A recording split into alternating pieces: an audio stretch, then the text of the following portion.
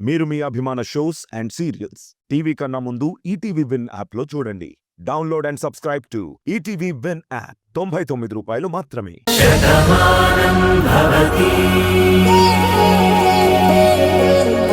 ఇది కూడా అమ్మ మాటకే కట్టుబడి చేస్తున్నాను. కానీ తెలుసు బాబు, తల్లి మాటకు విలువిచ్చి తాళినైతే కట్టావు, కానీ నీలిమకు మాత్రం నీ మనసులో స్థానం లేదు అని దూరం పెడుతున్నావు. అది నీలిమను బాధ పెట్టడమే అవుతుంది కదా. అది నీకిష్టం లేకపోతే నాకిష్టం లేదని చెప్పుంటే మేం బాధపడేవాళ్ళం కాదు.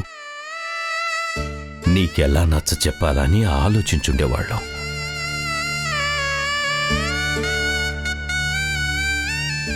ఒక ఆడపిల్ల మెడలో తాళి కట్టి తను ఊహించుకున్న జీవితం లేదు అని చెప్తే ఆ మనసు ఎంతగా కృంగిపోతుందో నువ్వు ఆలోచించావా?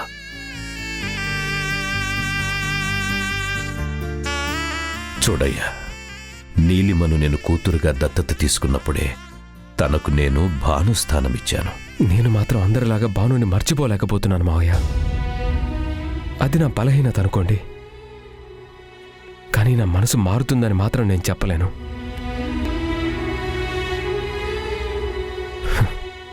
ఎందుకంటే కళ్ళు మూసినా తెరిచినా ఎటు చూసినా నాకు నా భానుయే కనిపిస్తోంది.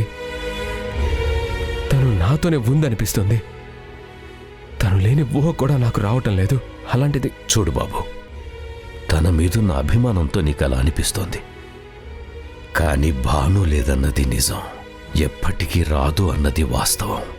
తనందరినీ వదిలి వెళ్ళిపోయింది అన్నది వాస్తవం. కష్టమైనా సరే దీన్ని తట్టుకోవాలి.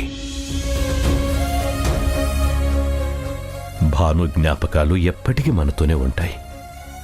నీ జీవితంలో నీలిమ తోడుగా ఉంటుంది. నీ అడుగులో అడుగు వేస్తుంది. నీకు కష్టం వస్తే తను కన్నీళ్లు పెట్టుకుంటుంది. నీకు బాధ కలిగితే తను ఓదార్పవుతుంది.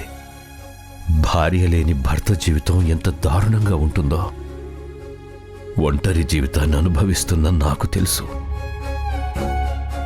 వద్దు, అలాంటి కష్టం నీకెప్పటికీ రాకూడదని నిన్ను ఎంతగానో ప్రేమించే ఆ అమ్మాయిని నీ జీవితంలోకి తీసుకొచ్చాం.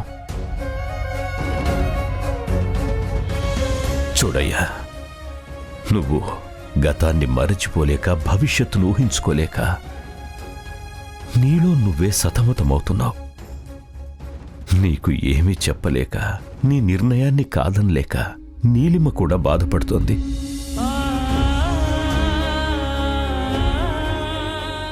మీ ఇద్దరి బాధ చూడ్డానికి కాదు బాబు మేమీ పెళ్లి చేసింది. నువ్విలా ఉంటే చెల్లెమ్మ కూడా సంతోషంగా ఉండదు.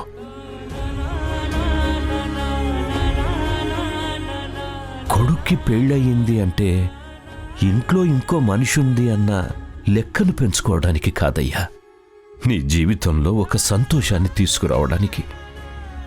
అదే లేనప్పుడు మాకెంత బాధగా ఉంటుందో అర్థం చేసుకోలేవయ్యా.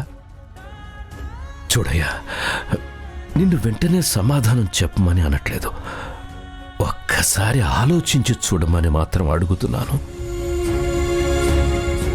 భాను అంటే అప్పుడు నీకు ఇష్టం లేదుగా, కానీ భాను విషయంలో మారిన నీ మనసు ఇప్పుడు నువ్వు ఇష్టపడని నీలిమ విషయంలో కూడా మారచ్చుగా. అదేనయ్యా భార్యాభర్తల బంధం. మీ ఇద్దరికీ పెళ్ళైపోయింది. కలిసి ఉండడానికి ఆలోచించు. ఆఫీస్కు బయలుదేరుతున్నావు, నేను చెప్పిన దాని గురించి మాత్రం ఆలోచించయ్యా.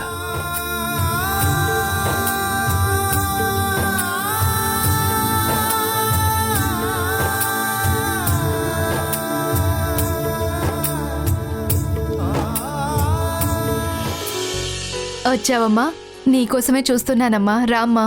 ఏంటొదినా ఈరోజు టిఫిన్ చేయడానికి పిలిచారు? నేను ఇంట్లో చేసుకుంటాను కదా. నీ ఒక్కదాని కోసం నువ్వు చేసుకోవడం ఏంటమ్మా, మేమందరం ఉన్నాం కదా. నువ్వు కూడా మాతో పాటు తిందుగాని రా.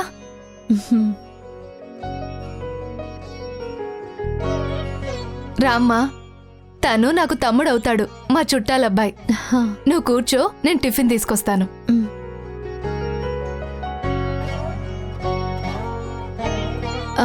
అన్నయ్య లేడా వదినా?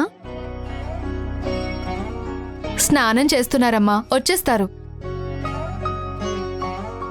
హాయ్ అండి, ఐఎమ్ ప్రకాష్. మీరు?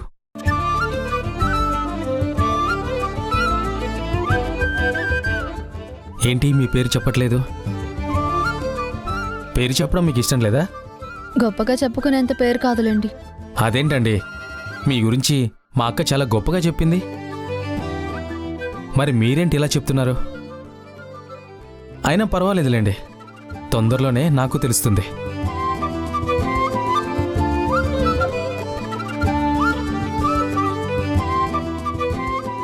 అమ్మా రాధా, నువ్వు టిఫిన్ చేస్తూ ఉండు, ఈలోగా నేను కాఫీ తీసుకొస్తాను. మ్,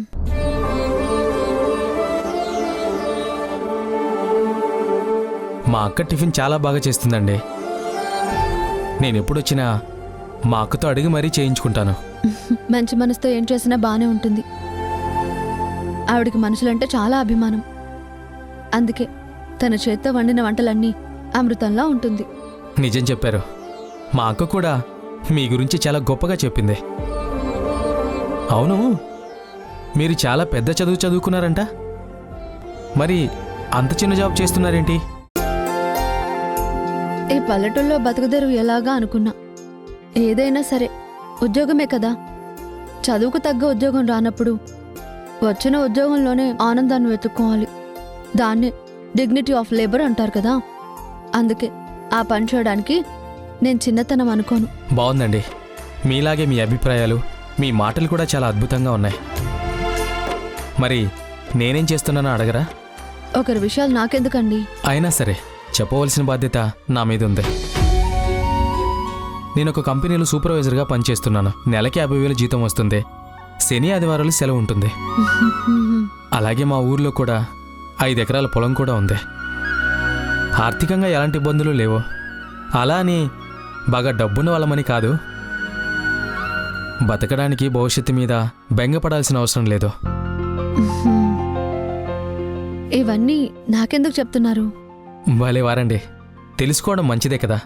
అన్నట్టు నాకెలాంటి అలవాట్లు లేవు. పొద్దున్నే శుభ్రంగా టిఫిన్ తింటాను, మంచి కాఫీ తాగుతాను, మధ్యాహ్నం లిమిట్గా ఫుడ్ తింటాను, సాయంత్రం డైట్లో ఉంటాను. అందుకే ఎప్పుడు హెల్తీగా ఉంటేనే కదా మనం ఆనందంగా ఉండేది. అక్క, నేను వెళ్ళొస్తాను. కాఫీ తాగి వెళ్దూలేరా? పర్లేదక్క, తనకన్నీ చెప్పాను. నేను వస్తాను. అలాగే. వస్తానండి.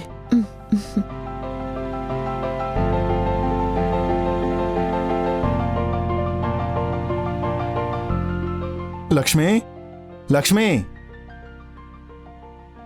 మీ తమ్ముడేడి? ఆఫీస్కి టైం అవుతుందని ఇప్పుడే వెళ్ళాడండి. అమ్మా, ఆ అబ్బాయితో అన్ని విషయాలు మాట్లాడావా? ఆ, నేనేం మాట్లాడలేదన్నయ్య. అన్నీ తనే చెప్పాడు. నాకెందుకు అనేలోగా అన్నీ చెప్పేసి వెళ్ళారు.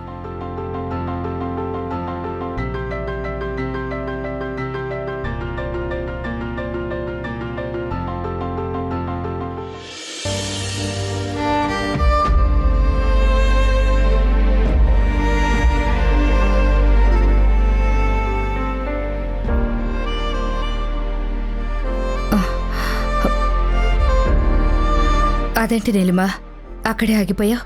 లోపలికి రా.